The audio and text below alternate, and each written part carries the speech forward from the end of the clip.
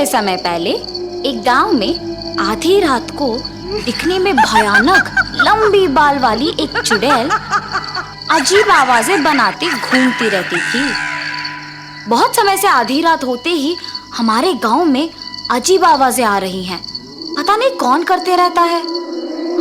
हाँ, उस समय में सभी दरवाजे बंद करके अंदर ही रहते हैं। एक दिन वो चुड़ैल जब उस गांव में घूमते रहती है, खिड़की से उसे एक सुंदर औरत सोते हुए नजर आती है।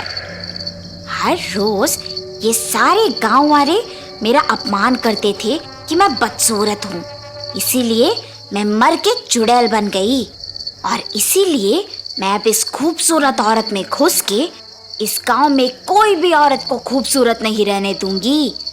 मेरे मौत के लिए जिम्मेदार इन गांव वालों से बदला लूंगी।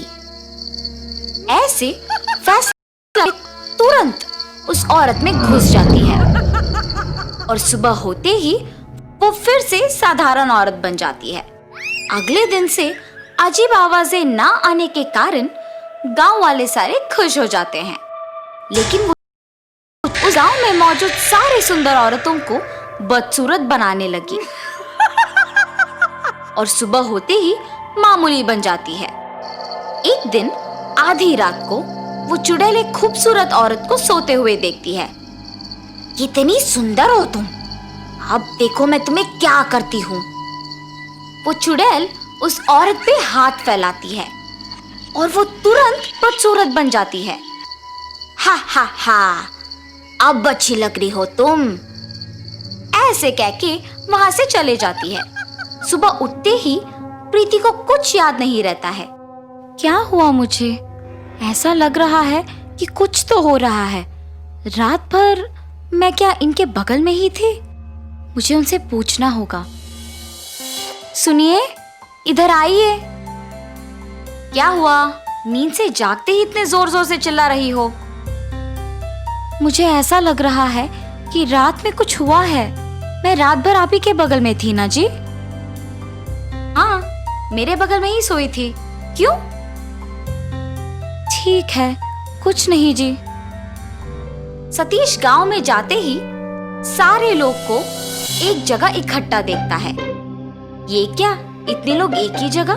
क्या हुआ होगा? ऐसे सोचकर उस भीड़ के पास जाता है। क्या हुआ? सब ऐसे क्यों इकट्ठा हुए हैं? तुमने मेरी पत्नी को पहले देखा है ना? अब देखो कैसे बदल गई। पहले हमारे गांव में अजीब आवाजें सुनाई देती थी, लेकिन अब वो आवाजें नहीं आ रही हैं। हमें पता नहीं है कि तुम्हारे पत्नी को बदसूरत किसने बनाया, इसीलिए हमें सावधान रहना होगा। आज से हर रोज सभी के घर में कोई एक आदमी रात भर सोए बिना जगे ही रहना होगा। सभी हो रहे घटनाओं के बारे में बात करके दुखी हो रहे थे। सतीश वो सब सुन के डरते हुए वापस घर चले जाता है। क्या हुआ? आप ऐसे क्यों हैं? गांव वाले कह रहे थे कि जो औरतें सुंदर है वो अचानक बदसूरत बन जा रही है। तुम सावधान रहो, अगर किसी पे शक है तो मुझे तुरंत बता दो। आपकी बातें सुनकर मुझे भी डर लग रहा है जी। उस रात को सारे गांव वाले लिए हुए फैसले के अनुसार करते हैं और अपने घर में सतीश भी सोने की ना करता है। ठीक 12 बजे प्रीति को बिस्तर से उठकर एक आईना लेके उसमें अपने आप को देखते हुए देख सतीश दंग रह जाता है। अब हर रोज की तरह मुझे इस आईने को छुपाना होगा। ऐसे सोच के तुरंत चुड़ैल के रूप में बदल जाती है। उस आईने को एक जगह छुपा के घर से निकल जाना सतीश देख डर के मारे बिस्तर पे बेहोश हो जाता है।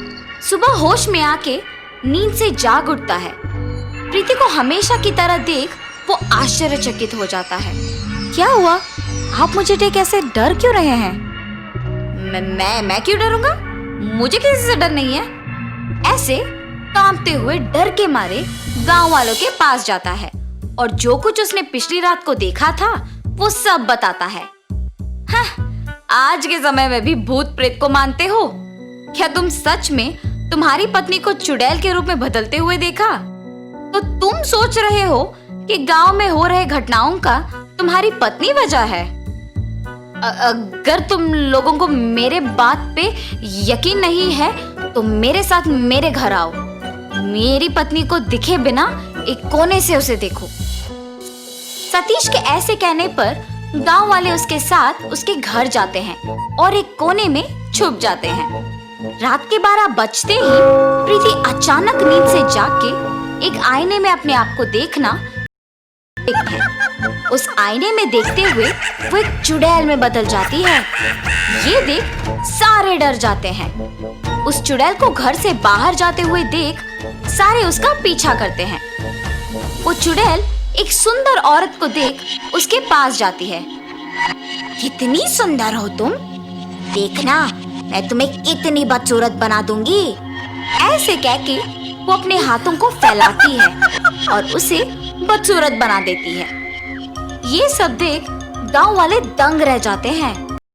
हा हा हा, बाकी औरतों को भी ऐसे ही बदसूरत बनाना होगा। अब तो मेरे बातों का यकीन करोगे ना तुम लोग? तुम सही कह रहे थे। अगर हमने इस चुड़ैल को ऐसे ही छोड़ दिया तो वो सबको बदसूरत बनाएगी। इसका हल जल्दी सोचना होगा। एक मिनट, ये अपने आप को आईने में देख चुड़ैल बनी है।